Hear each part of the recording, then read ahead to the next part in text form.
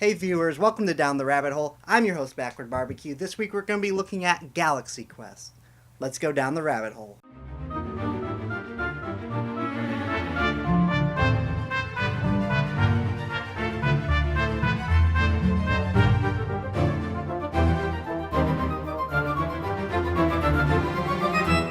The film is actually intended to be shown in 3 different aspect ratios. It starts off in 1.33 to 1, which is standard full frame aspect ratio for the intro sequence as a television show.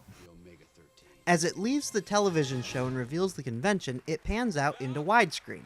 Now what version you're watching will determine what aspect it changes to.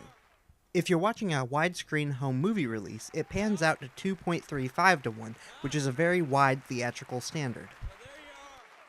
However, if you're watching it in theaters, it only pans out to 1.85 to 1, which is a pretty standard widescreen aspect. Later in the movie, when the bay doors open and reveal that he is actually in fact in space, it is here that it switches to the full 2.35 to 1 aspect.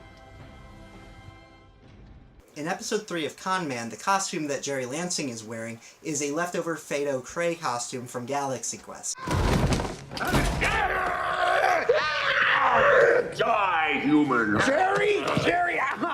Patrick Stewart did not want to see the movie because it was making fun of Star Trek. It wasn't until Jonathan Frakes called him up and told him he had to see it that he went and seen it and absolutely loved it. The main villain, Saris, is named after Andrew Saris, a film critic who disliked the producer's previous film. Guy Fleegman is actually named after Guy Vardaman, who played several red shirts in The Next Generation, as well as a stand-in on several episodes for Data and Wesley Crusher. The original script was actually called Captain Starshine. In the Protector's designation NTE 3120, NTE is rumored to mean not the Enterprise.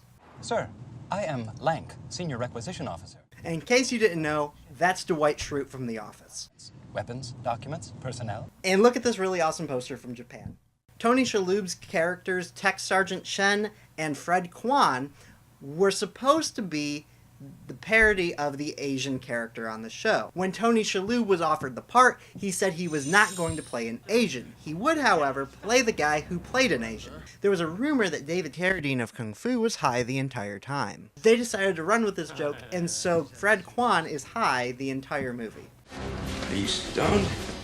The movie was originally supposed to be rated R or PG-13. When they changed it to a PG rating, there were several scenes that were cut, and several lines of dialogue were redubbed. Well, screw that! How are we supposed to get through?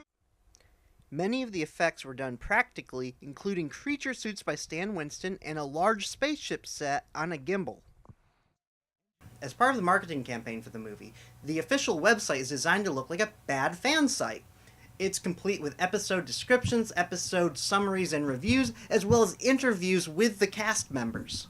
It is so thorough that even the fictional fan that created the website is a character of his own.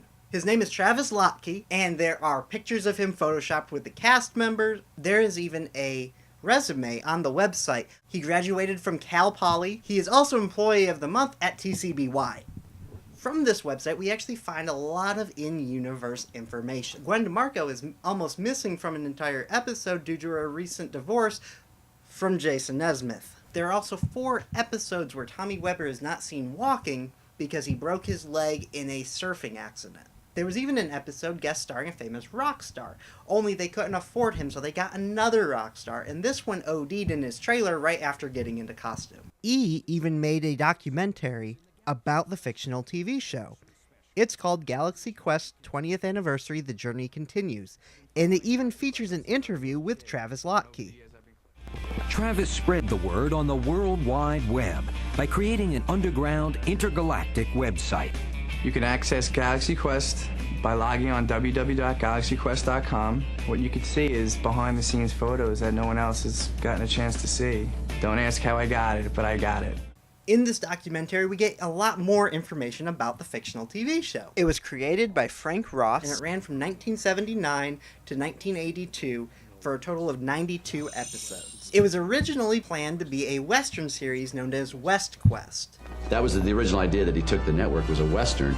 And there was those of us, I mean, we're the same characters, they were just, walking around in chaps, They were told that Westerns were out, So then they reimagined it as a Navy series called Navy Quest. The network said that Navy Quest was too expensive, but they had a bunch of sci-fi props laying around from a previous movie.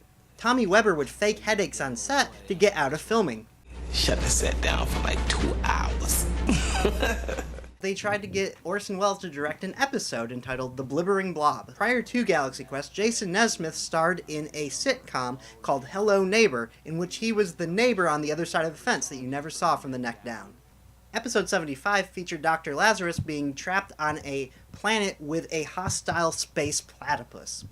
The platypus costume was originally intended for a fast food commercial but was deemed too scary. That's it for this episode. Here's a clue about the next episode. Be sure to leave a comment about what you think the episode will be about, and be sure to subscribe so you can find out for sure when I post. Until next time, may the Force be with you.